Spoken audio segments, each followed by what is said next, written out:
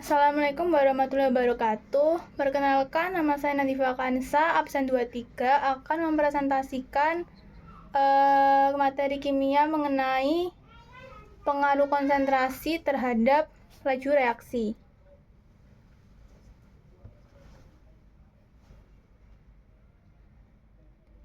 Saya share dulu materinya.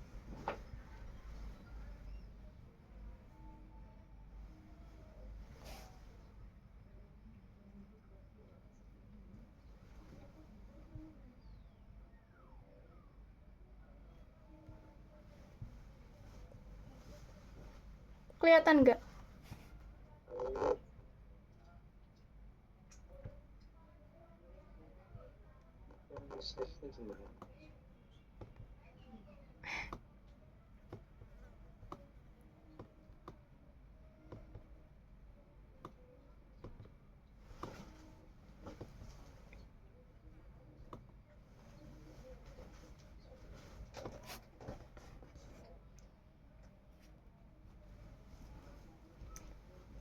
Nah, yang pertama, pengertian konsentrasi. Konsentrasi adalah ukuran yang menggambarkan banyaknya zat di dalam suatu campuran yang dibagi dengan volume total dari campuran tersebut. Sedangkan yang dimaksud dengan laju reaksi adalah kecepatan perubahan konsentrasi. Tujuan dari praktikum ini adalah menyelidiki pengaruh dari konsentrasi larutan terhadap laju reaksi. Yang pertama, ada rumusan masalah. Rumusan masalah, bagaimana pengaruh konsentrasi HCl yang berbeda terhadap laju reaksi. Hipotesis. Hipotesis itu jawaban dari rumusan masalah tersebut, atau bisa disebut sebagai dugaan sementara. Hipotesisnya, konsentrasi HCl yang berbeda akan memengaruhi cepat lambatnya laju reaksi. HCl dengan konsentrasi yang lebih tinggi, atau dalam praktikum ini 1 molar, akan memperoleh laju reaksi yang lebih cepat dibanding dengan HCl konsentrasi 0,6 molar dan 0,8 molar. Lalu, selanjutnya ada dasar teori.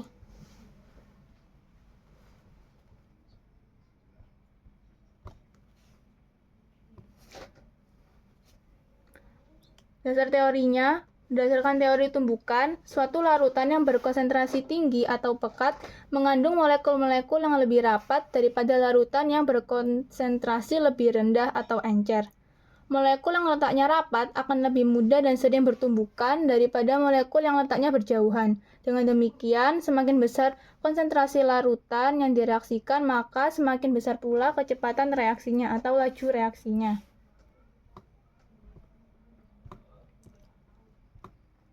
Lalu selanjutnya, variabel percobaan dalam praktikum saya kali ini ada variabel bebas, yang dimana variabel bebasnya itu konsentrasi larutan HCl.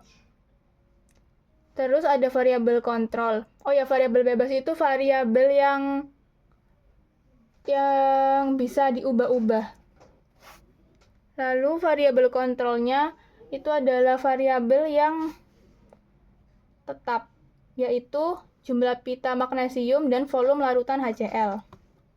Lalu ada variabel terikat, yaitu variabel yang ada pengaruhnya dari variabel bebas. Jadi dipengaruhi oleh variabel bebas, yaitu waktu terjadinya reaksi sampai gelembung menghilang dan laju reaksinya. Lalu selanjutnya ada alat dan bahan. Alatnya untuk melakukan praktikum kali ini itu tabung reaksi, lalu tabung ukur, pipa tetes, stopwatch, gunting, dan serbet. Lalu ada bahannya pita magnesium 1 potong. Lalu ada larutan HCl, di mana ada 3 konsentrasi, 0,6 molar, 1 molar, dan 0,8 molar. Masing-masing itu volumenya 3 mili. Lalu ada kertas label, Kertas label ini untuk ditempeli di tabungnya, masker, dan sarung tangan.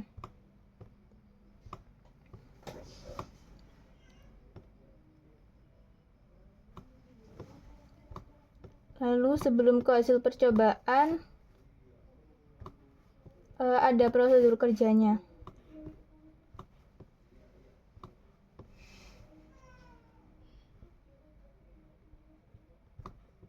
Langkah kerja yang pertama, siapkan 3 tabung reaksi dan beri label. Contohnya seperti di labelnya ditulis 0,6 molar, 1 molar, dan 0,8 molar. Lalu langkah kedua, masukkan 3 ml larutan HCl 0,6 molar ke dalam tabung reaksi. Selanjutnya, di tabung yang HCl 0,6 tadi, dimasukkan 1 potong pita magnesium dan amati reaksi yang terjadi. Catat juga waktu pita magnesium habis. Jadi saat langkah kerja yang ketiga ini, kami mengamati kapan gelembungnya habis. Jadi kapan dari pita magnesium dimasukkan sampai gelembungnya habis. Dan terakhir, ulangi langkah 1 dan 2 menggunakan larutan HCl yang lainnya, yaitu 1 ml dan 0,8 ml. Nah, dari langkah kerja tersebut didapatkan hasil percobaan, yaitu seperti di tabel berikut ini. Yang pertama di tabung A, konsentrasi HCl-nya 0,6 molar. Lalu volumenya 3 ml, jumlah pita Mg-nya 1 potong, waktu reaksinya 264,86 sekon. Laju reaksinya didapat dari rumus 1 dibagi dengan waktu reaksi. Jadi dapatnya 0,004 molar per sekon. Tabung yang B, itu konsentrasinya 1 molar, volumenya tetap 3 ml, jumlah pita 1, waktu reaksinya 110,62 sekon, dan laju reaksinya 0,009. Dan tabung C terakhir, itu konsentrasinya 0,8, volumenya 3 ml, pitanya 1, waktunya 163,8 sekon, dan hasil laju reaksinya 0,006 sekon. Jadi, hasil percobaan tersebut diperoleh analisis data. Seperti berikut, ini grafiknya. Dalam grafik terlihat semakin tinggi konsentrasi HCl, semakin cepat pula laju reaksi terjadi. Di sini kan ada konsentrasi HCl, ini semakin tinggi. Terus laju reaksinya itu juga semakin tinggi. Konsentrasi tinggi artinya jumlah molekul semakin banyak. Sehingga frekuensi tumbukan efektif semakin sering yang mengakibatkan laju reaksinya bertambah cepat. Jadi dari grafik ini naik gini. Karena frekuensi tumbukan efektifnya semakin sering.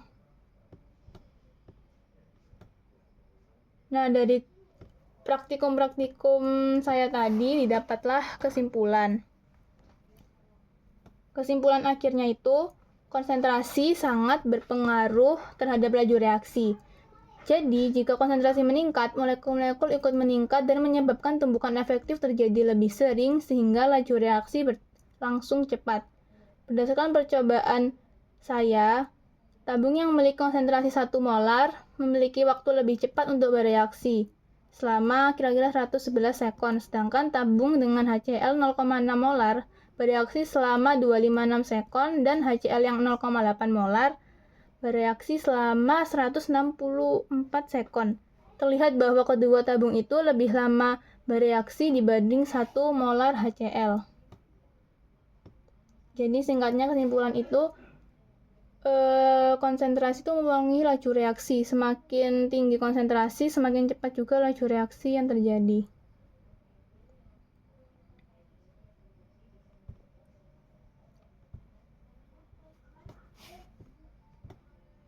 Dan sekian presentasi dari saya. Apakah ada yang mau ditanyakan?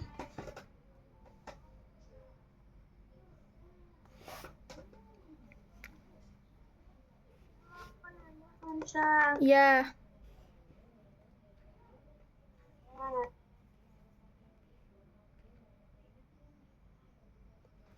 Tanya apa, Iza?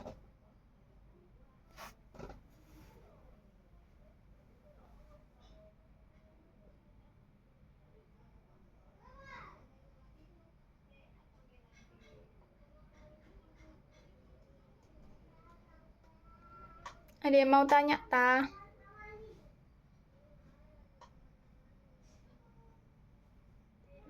Sama tadi pas dijelasin konsentrasi. Apa hubungan antara konsentrasi dan laju reaksi? Oke, terima kasih atas pertanyaannya. Jawabannya itu hubungan antara konsentrasi dan laju reaksi itu semakin cepat semakin tinggi konsentrasi larutan tersebut, semakin cepat pula laju reaksinya. Jadi kayak kalau misalnya semakin tinggi konsentrasi, laju reaksinya cepat. Kebalikannya, kalau konsentrasinya rendah, laju reaksinya itu juga semakin lambat. Begitu. Ikan saya yang kedua, apa pengaruh perubahan konsentrasi terhadap laju reaksi? Oke, pengaruh perubahan konsentrasi terhadap laju reaksinya seperti yang saya jelaskan tadi. Bentar. Di sini. Nah, jadi pengaruhnya itu sangat berpengaruh ya.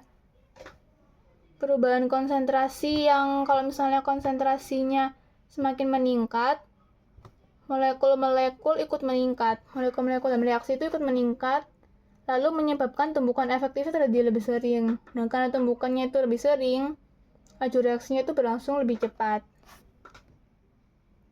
Lalu untuk kebalikannya juga seperti itu.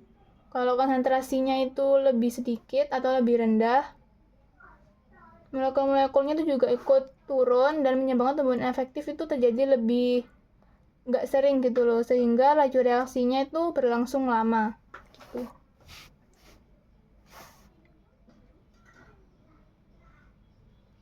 Gitu. Yang lain.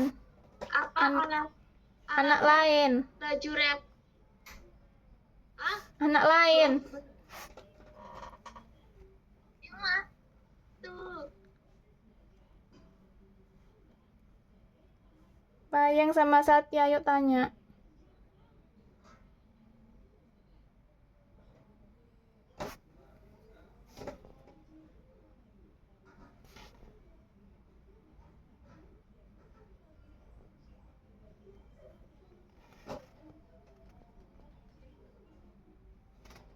Bentar.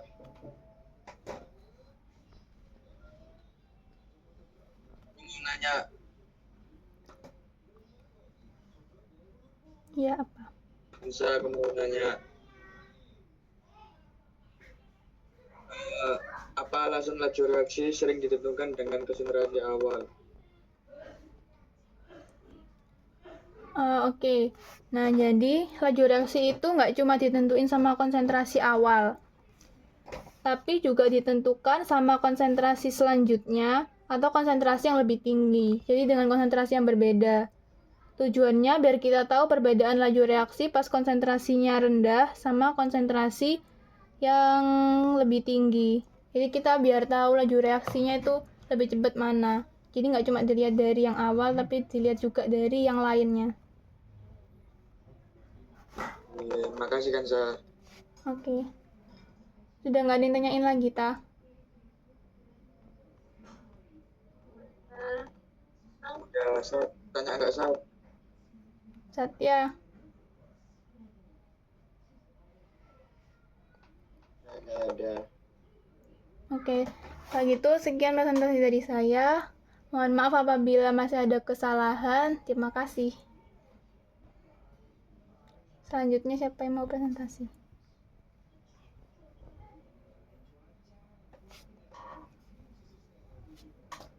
Selanjutnya siapa, yuk?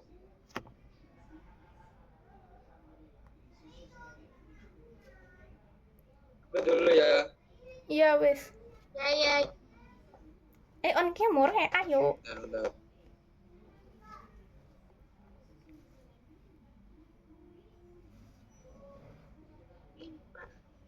Bisa, Ta? Bisa, Wei.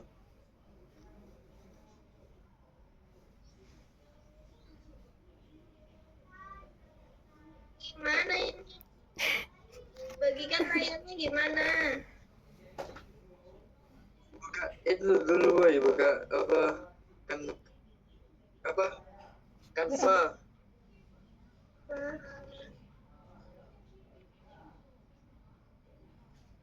Sebentar.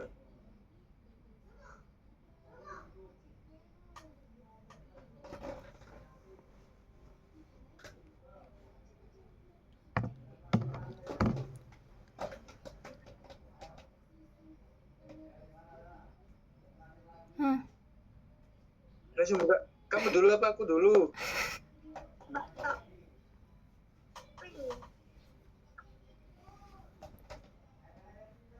Begini loh. Ah, Nah,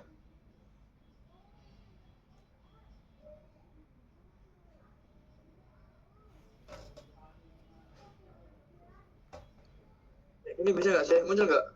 Iya muncul. Gedein tapi. Kelihatan. Mana woy? Oh bener-bener masih diproses.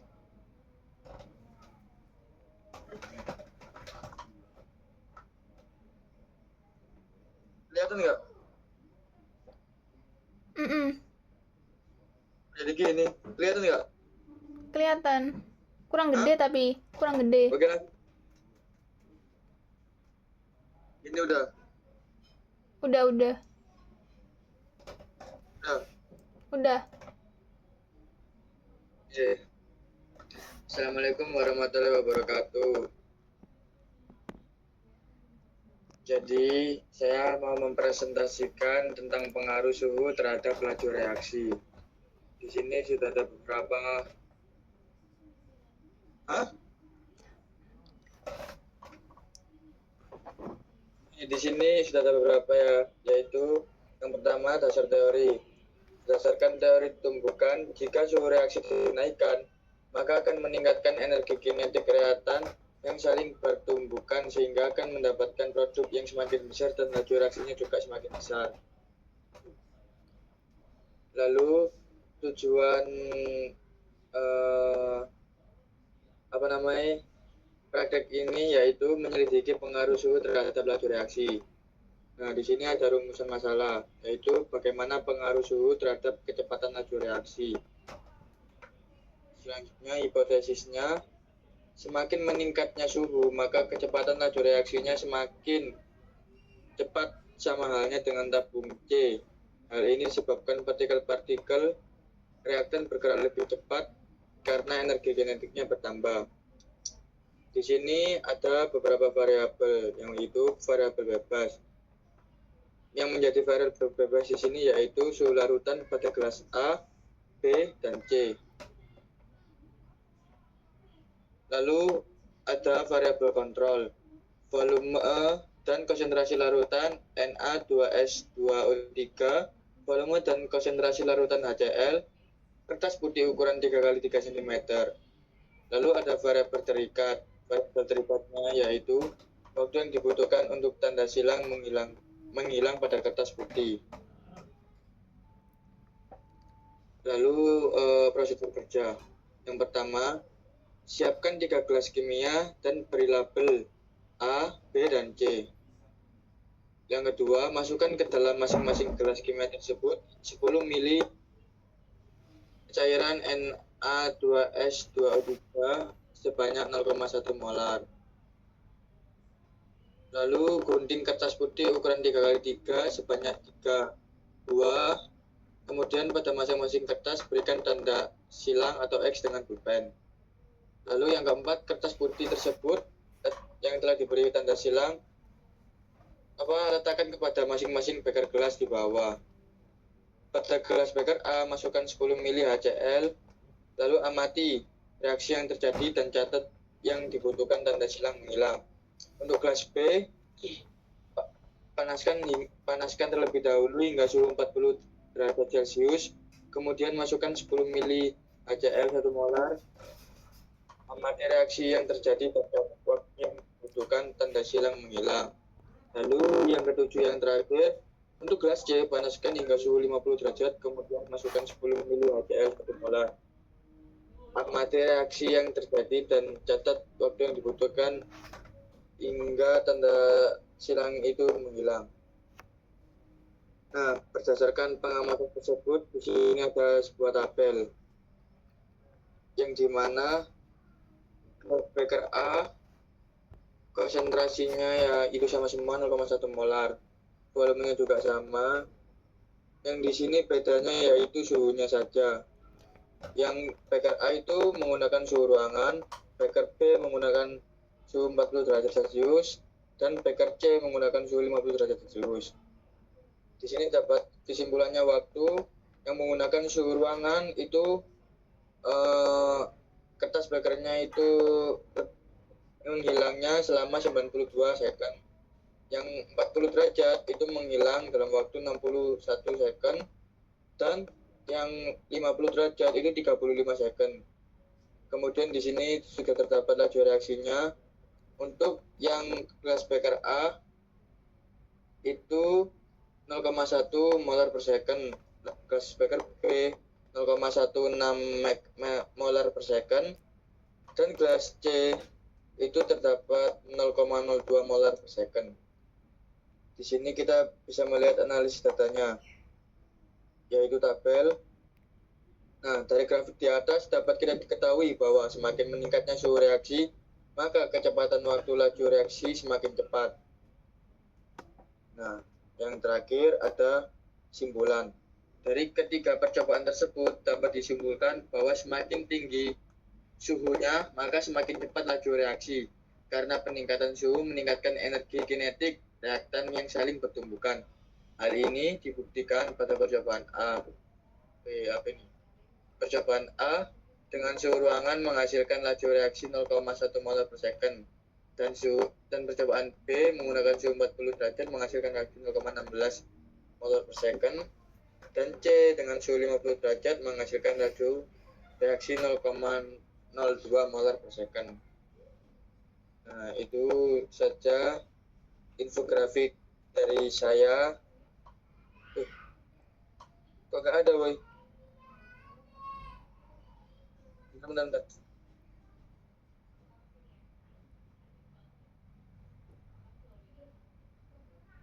Google Meet-nya hilang.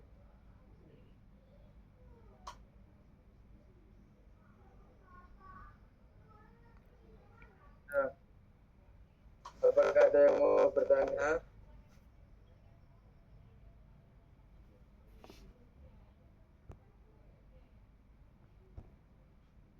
Aku.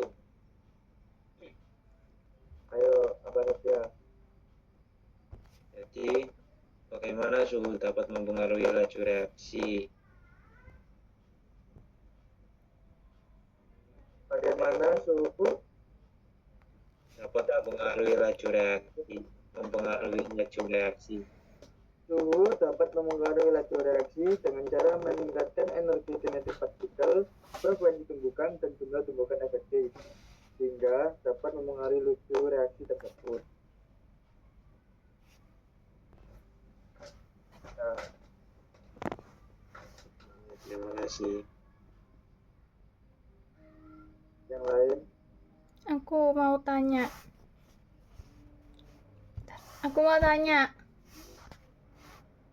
Dapat berapa? Satu-satu. Ya, coba.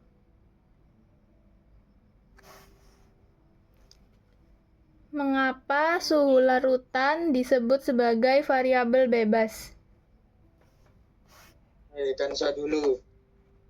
Mengapa suhu larutan disebut sebagai variabel bebas? Iya, sesuai yang Nah, infografis suhu tadi. larutan disebut variabel bebas karena dapat diubah atau dikendalikan dalam eksperimen tersebut. Jadi untuk melihat pengaruhnya terhadap variabel lain dan dapat dipengaruhi secara langsung oleh faktor lain. Nah, Oke, terima kasih. coba Alfa itu tadi. Pertanyaan yang tadi itu maksudnya apa? Energi kinetik reaktan itu maksudnya apa ya? Kayak energi gerak gitu, kurang lebihnya. Energi gerak reaktan gitu. Udah. Makasih. Ya, sama-sama. Udah. Sekian. Wassalamualaikum warahmatullahi wabarakatuh. Gimana caranya? Vers- Tadi rekam layar terus kamu langsung buka apa? Canva. Aku dulu.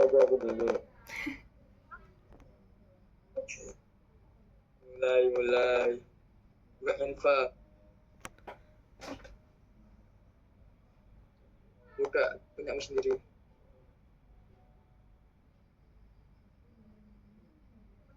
Wah, Zoom. Udah muncul udah. nyambung Kak.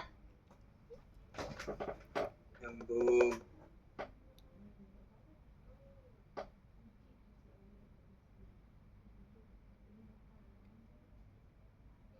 Assalamualaikum warahmatullahi wabarakatuh. Waalaikumsalam. Perkenalkan, saya Alfaiza. Di sini saya akan mempresentasikan pengaruh luas permukaan terhadap laju reaksi. Yang pertama itu terdapat rumusan masalah. Bagaimana pengaruh luas permukaan suatu zat terhadap waktu yang dibutuhkan. Untuk hasil datanya, pengaruh luas permukaan zat terhadap laju reaksi yaitu semakin luas permukaan bidang sentuh zat yang bereaksi, maka akan mempermudah terjadi tumbukan efektif yang menyebabkan terjadinya reaksi kimia, sehingga mempercepat laju reaksi. Untuk hipotesisnya, pada tabung reaksi A, serbuk CaCO3 lebih cepat terlarut. Yang kedua, pada tabung reaksi B, lebih lama bereaksi, karena luas permukaan yang berbeda yaitu butiran. Untuk hasil datanya, reaksi yang berlangsung lebih cepat yaitu pada tabung reaksi A.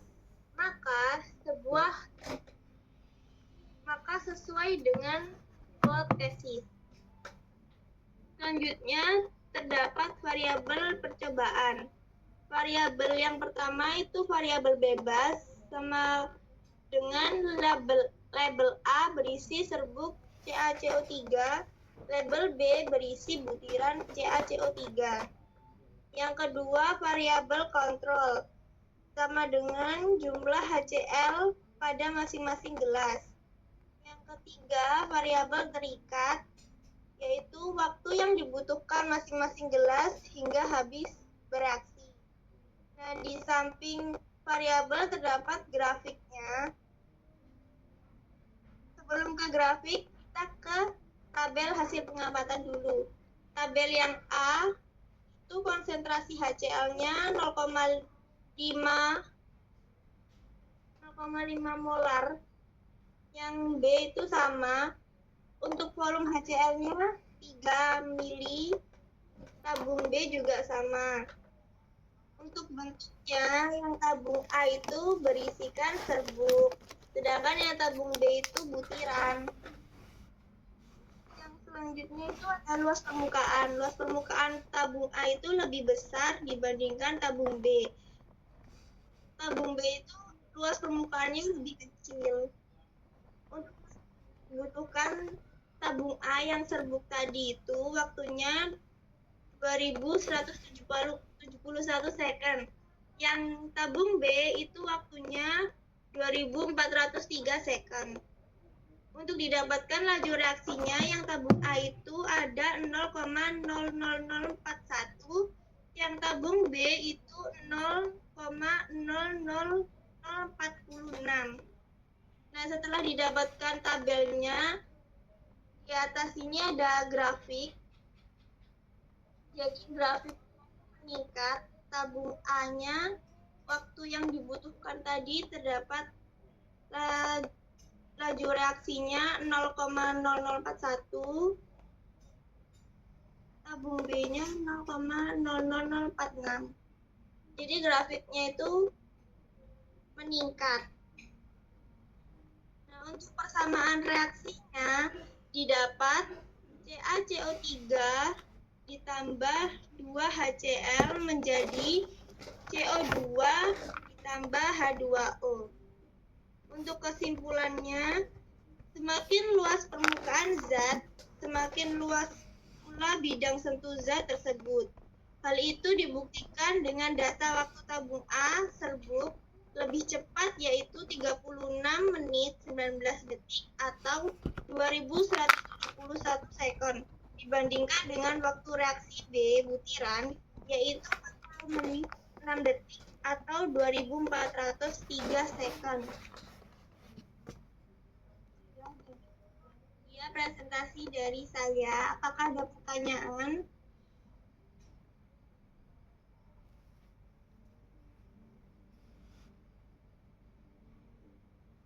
Ada pertanyaan? Aku. Tanya apa? Mengapa luas permukaan zat dapat mempengaruhi laju reaksi?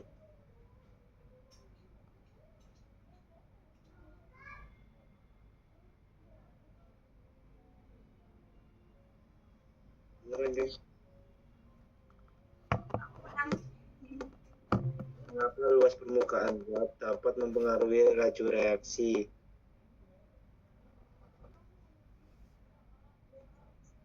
Akan menjawab, karena semakin luas permukaan bidang sentuh zat yang bereaksi, mempermudah terjadi tumbukan efektif sehingga mempercepat laju reaksi. Apa sudah jelas?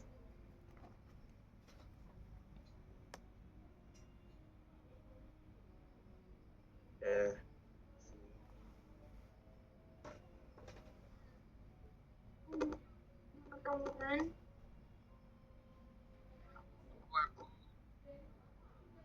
Ya, yuk.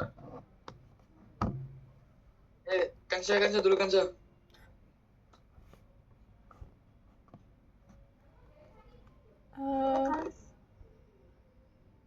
Pertanyaannya kan tadi kan di situ di infografismu aku lihat nggak ada prosedur kerjanya, nggak ada langkah kerja. Bisa tolong jelasin nggak prosedur kerjamu pas praktikum kemarin gimana?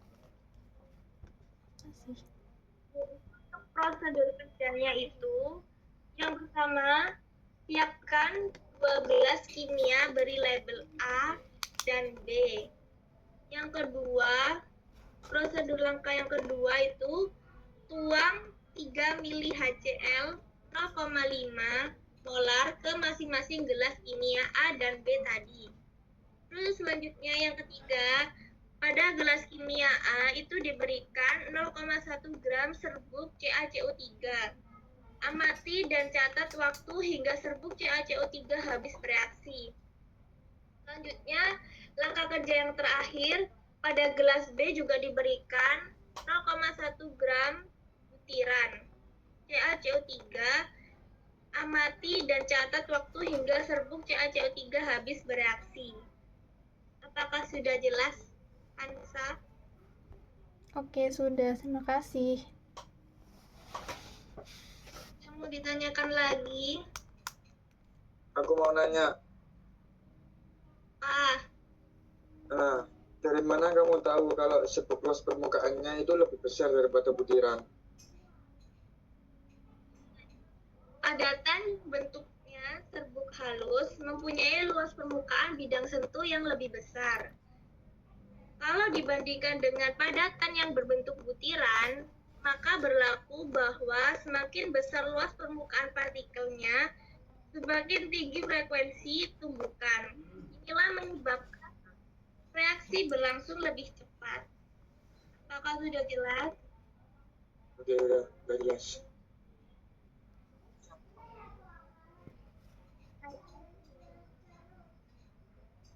Ya, terima kasih.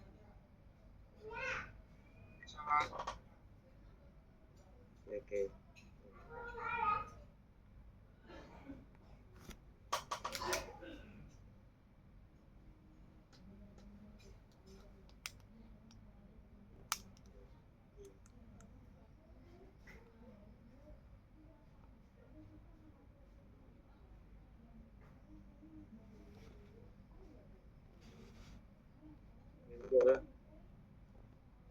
Betul.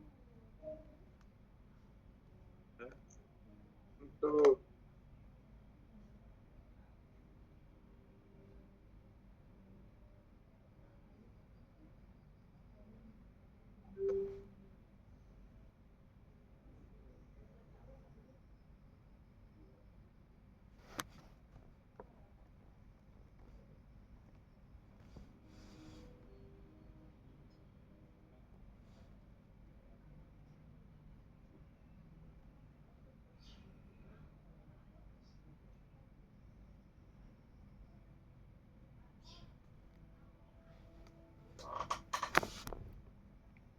Halo. Cek login. Yes, betul. Udah. Kelihatan udah? Kelihatan udah, lanjut. Assalamualaikum warahmatullahi wabarakatuh. Kenapa nama Halo. saya Sate? Ini perkenalan enggak? Iya. Nama saya Sate Rahman, absen 31. Jadi di sini saya akan mempresentasikan tentang faktor yang mempengaruhi laju reaksi. Apa itu laju reaksi? Laju reaksi kimia didefinisikan sebagai laju berkurangnya konsentrasi reaksi atau laju bertambahnya konsentrasi hasil reaksi tiap satuan waktu. Jadi faktornya itu ada 4 faktor yang mempengaruhi laju reaksi. Yang pertama konsentrasi, suhu, luas permukaan, dan katalis.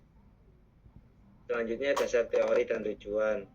Katalis dapat mempercepat laju reaksi dengan menurunkan energi aktivasi yang dibutuhkan untuk memulai reaksi, sehingga akan lebih banyak tumbukan yang terjadi antara partikel reaktan.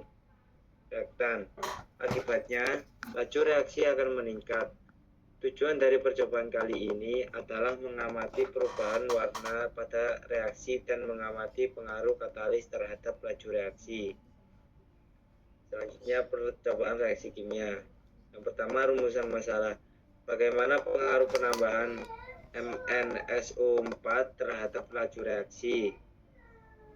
Selanjutnya hipotesis. Pengaruh penambahan katalis MnSO4 pada campuran reaksi akan mempercepat laju reaksi pada tabung B karena katalis dapat menurunkan energi aktivasi. Jadi yang pertama itu variabel bebas penambahan MnSO4 pada campuran reaksi. Yang kedua variabel kontrol jumlah larutan H2C2O4 dan H2SO4 yang digunakan dalam reaksi, jumlah KMN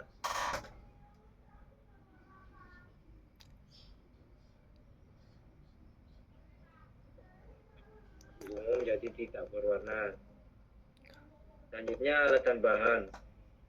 Pertama alat, siapkan 2 gelas kimia, 1 pipet, hiasan pipet, yang ketiga serbet, yang keempat gunting, yang kelima stopwatch. Selanjutnya bahan, ada masker, yang kedua sarung tangan latex, yang ketiga label, yang keempat larutan H2C2O4, yang kelima larutan H2SO4, yang keenam larutan KMNO4, yang keenam larutan MnSO4. Jadi langkah kerjanya yaitu siapkan 2 tabung reaksi, lalu berikan label A dan B.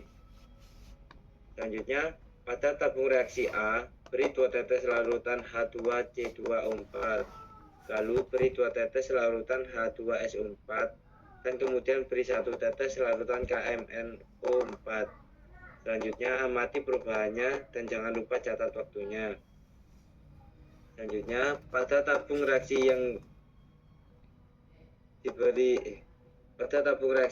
B beri 2 tetes larutan H2C2O4, kemudian beri 2 tetes larutan H2SO4, lalu beri 2 tetes MnSO4 sebagai katalis dan beri 1 tetes larutan KMNO4. Selanjutnya amati perubahannya dan jangan lupa catat waktu perubahannya. Jadi grafiknya itu kayak gini. Wih, hasil pengamatannya dulu. Jadi tabung A itu H2C2O4 0,2 molar. Yang tabung B 0,2 molar. Yang tabung A H2SO4 0,2 molar. Yang tabung B 0,2 molar. Yang tabung A KMNO4 0,1 molar. Tabung B KMNO4 0,1 molar. Yang tabung A jumlah katalisnya nggak ada, soalnya tadi nggak dikasih. Yang tabung B jumlah katalisnya 0,2 molar. Tabung A bereaksi, waktu bereaksinya 10 menit. Tabung B waktu bereaksinya 2 menit. Tabung A laju reaksi 0,1, tabung B 0,5. Jadi grafiknya itu turun, soalnya yang A itu lebih lama dari yang B.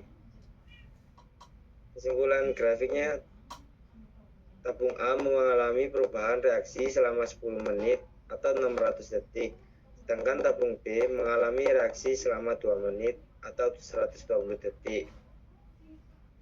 Jadi kesimpulan dari presentasi ini, percobaan yang saya lakukan pada tabung B saat ditambahkan katalis MnSO4, laju reaksinya lebih cepat, yaitu 120 detik atau 2 menit daripada laju reaksi pada tabung A, yaitu 600 detik atau 10 menit.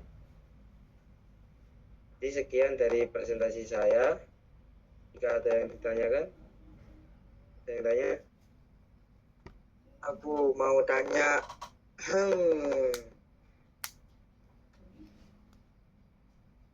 Mau tanya, Sat. Nah, coba kamu jelaskan pengertian dari katalis itu apa? Jadi katalis itu proses peningkatan laju reaksi kimia dengan menambahkan zat-zat yang dikenal sebagai katalis. Apa ada lagi? Bisa angkat tangan. Bisa.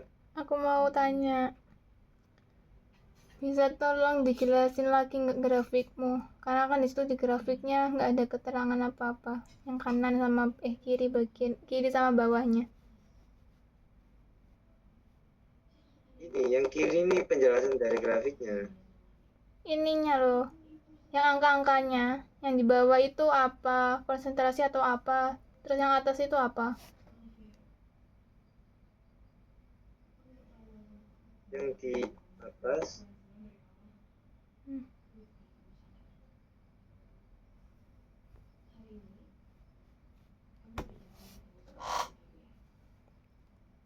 ini, yang di samping ini waktunya 10 menit, yang tabung B itu 2 menit, jadi ya turun, soalnya tabung A itu lebih lama daripada tabung B. Jadi itu aja. Nah, ini turun. Oke, makasih. Ada yang tanya lagi?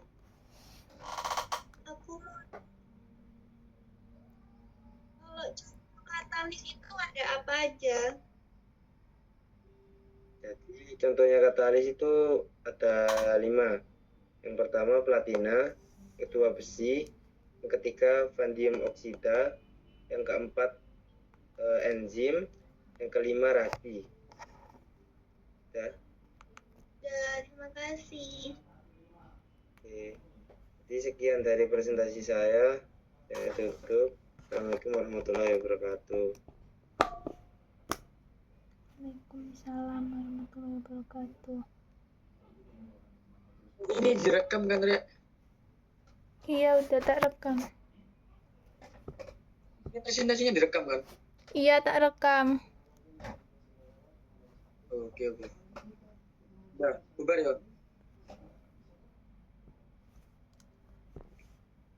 Apakah udah boleh bubar?